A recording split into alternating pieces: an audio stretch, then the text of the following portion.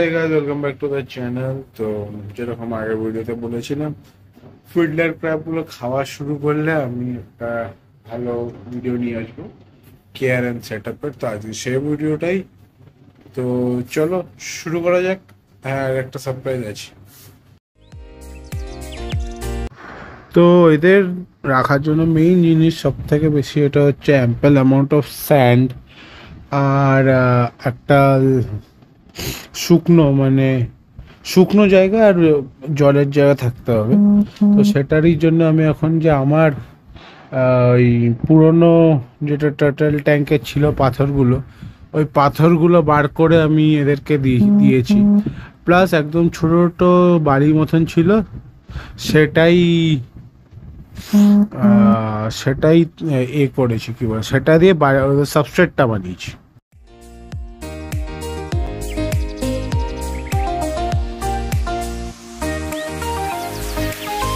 তো অ্যাকচুয়ালি আমার অনেক দিন ধরে ইচ্ছা ছিল যে ফিল্ডার ক্র্যাব আনার, কিন্তু কোনোদিন ঠিক বুঝে উঠিনি যে কি করে রাখবো, কি খাওয়াবো। তো হঠাৎ র্যান্ডাম আমি আগের সপ্তাহে নিয়ে এসেছি। তো ভাবলাম চলো দেখাই যাক কি হয়। তো প্রথমে একটু এরা লাজুক ছিল এই দুটো, বাট এখন যাদের সাথে এদেরকে রাখছি তারা আসার পরে এরা অনেকটা অ্যাক্টিভ হয়েছে। ফিঙ্গার্স ক্রসড এরা এনে এরকমই থাকে।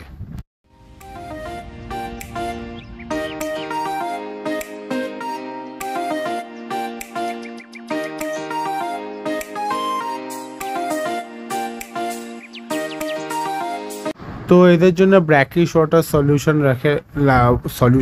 ব্র্যাকিশ ওয়াটার লাগে। তো প্রথমে আমি ওই দুজনকে খালি ওই যে টার্টল পেরেটস থাকতো সেটা দিতে, ওরা খেয়ে নিত। বাট তারপর জানলাম না, ওদেরকে একটু মাছ ফাছও দিতে হয়, তাহলে ওদের ভালো হয়। তো আমি এখন ওদের ট্যাঙ্কটা আরেকবার একটু রিসাফলিং করছি, কারণ আরও কিছুজন অ্যাড হবে।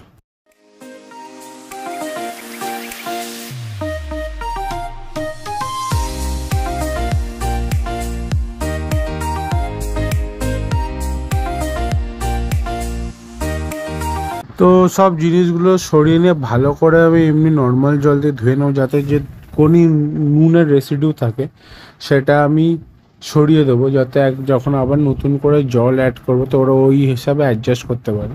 তো আমি আরও 4টে ক্র্যাব নিয়ে এসেছি একজনের থেকে। তো সে আমার দুটো পাতা দিয়ে বলেছে যাতে ওরা মারপিট না করে। তো বাকি যে 4টে এসে ওটা বড়, আমার যেগুলো আছে সেগুলো একটু ছোট। বাট বলেছে কোনো প্রবলেম, অ্যাকচুয়ালি কোনো প্রবলেম হচ্ছে না।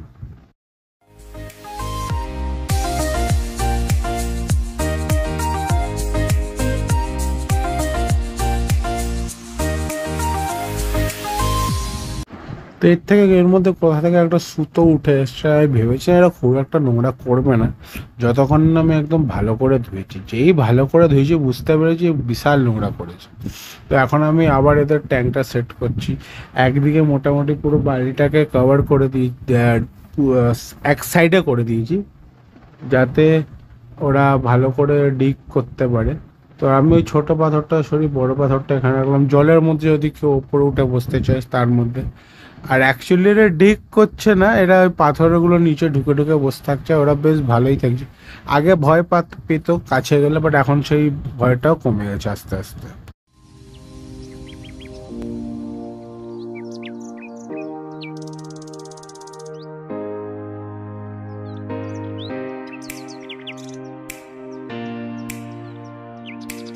তো আমি এদের মধ্যে একটা মানি প্লান্টও দিয়েছি, আর জলের মধ্যে অল্প একটু সামান্য একটু খাওয়ার নুনই অ্যাড করে দিই, কারণ দুটো নুনেই মানে সি সল্ট কিনে এনে এদের জন্য খালি, বিকজ আমার কোনো মেরিন ট্যাঙ্ক নেই, পয়সা নষ্ট করার কোনো মানে হয়। নর্মাল নুন দিয়ে রাখলেও যথেষ্ট ভালো থাকবে।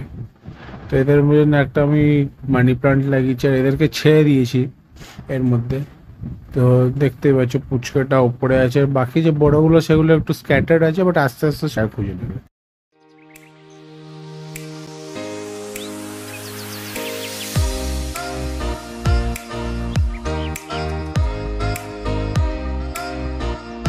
তো এদেরকে আমি প্রত্যেকদিন একটু ছোটো ছোটো মাছের টুকরো দিয়ে দিই, এমনি রকের উপরে রেখে দিই। আর জেনারেলি ওরা রাত্রির থেকে সকাল হওয়ার মধ্যেই খেয়ে নেয়। আবার মাঝে মাঝে একটু টাইম নেয়, বাট হ্যাঁ খেয়ে নেয়। তো আমি অনেক দিন ধরেই ভাবছিলাম যে এদেরকে একদিন দেখবো খেতে, কিন্তু এরা এত মানে ভীতু হয় মাঝে মাঝে যে বোঝাই যায় না কখন খায়। তো ফাইনালি একটা লাকি দিনে আমি দেখতে পেয়েছি, তোমাদেরও দেখাচ্ছি।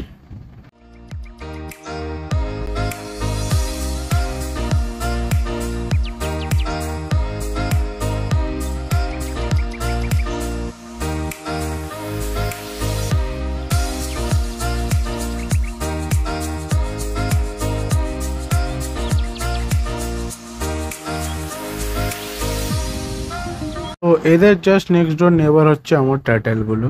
তো এরাও এত কিউরিয়াসিটি নিয়ে দেখে যে কি চলছে এর মধ্যে। মাঝে মাঝে মোটুটাকে দেখি একদম বসে থাকতে, দেখছে কি চলছে। তো এখন দেখতে পাচ্ছি সবাই একটু লুকিয়ে আছে, বিকজ সবাই এখন ফুল অ্যাক্টিভ। কেউ এই পাথরের নিচেই ম্যাক্সিমাম থাকে, বা এই ছোট পাথর, এই বড় পাথরের আশেপাশে। আর তিনজন আছে যারা একসাথে এই পাথরটা নিচে সারাক্ষণ থাকে।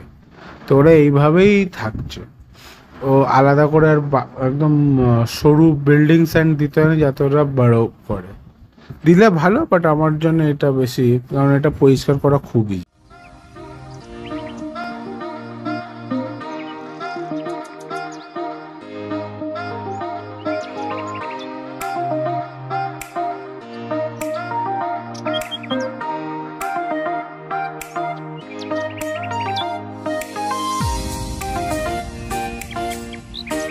এটা 2-3 দিন আগের ভিডিও। ওরা খাচ্ছে, একজন একজন করে খায়। এই জায়গাটায় খাবার দিয়ে কোনো লাভ হয় না, এরা খায় না। পিছনে কোনায় যে বড় পাথরটা আছে ওটাতে খায়, আর এই যে মাঝখানে পাথরটা এখানে। তো তার মধ্যে আমি পিকক বাসটাকে বলছি, সরি, পিকক বাসটা কোথায় একটা গুঁতো মেরে নাকটা ফুলিয়ে নিয়েছিল, লাল হয়ে গেছিলো। বাট এখন ঠিক আছে, ও খাচ্ছে, খাওয়া দাওয়া করছে, সেনেগাল খাওয়া দাওয়া করছে। কিন্তু একটা সমস্যা হয়ে গেছে, সেটা তোমাদের বলছি।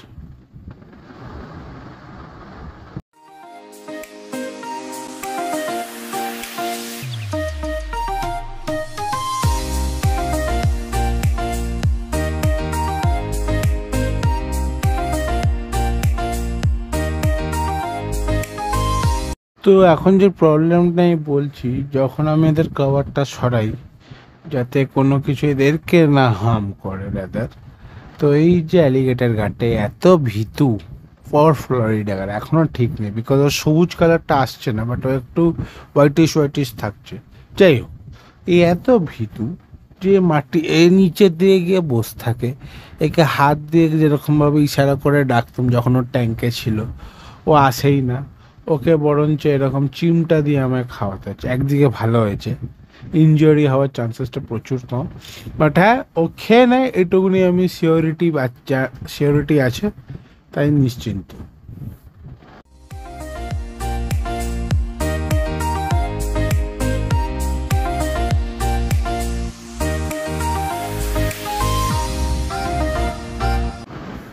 তো ভেতরে যে ট্যাঙ্কে, ওর মধ্যে এক পিস গাপ্পি বেঁচে আছে।